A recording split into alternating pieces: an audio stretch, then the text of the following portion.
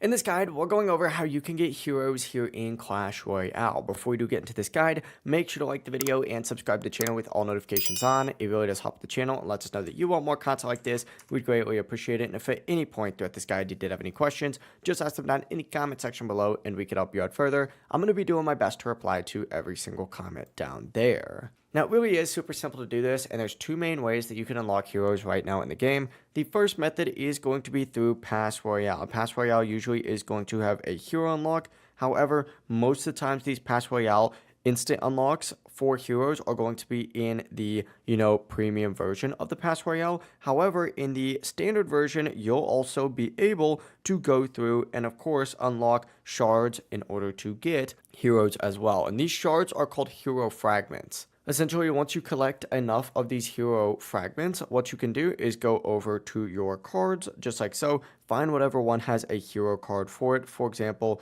we'll go ahead and find one real quick. I believe Goblin does. If we open it up, yeah, there's a hero tab for this. All we would have to do is go ahead and unlock it by getting hero fragments. However, in order to redeem these hero fragments, you essentially have to open hero chest in order to actually unlock it. And it's kind of like a weird gambling sense. It's not that good. But you can also get these hero fragments by opening up hero chests, reward boxes, events, or special rewards inside the game.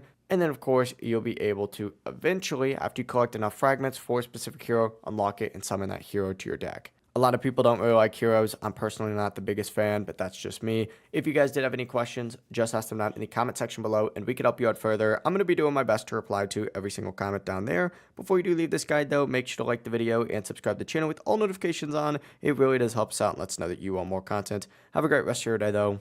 Peace.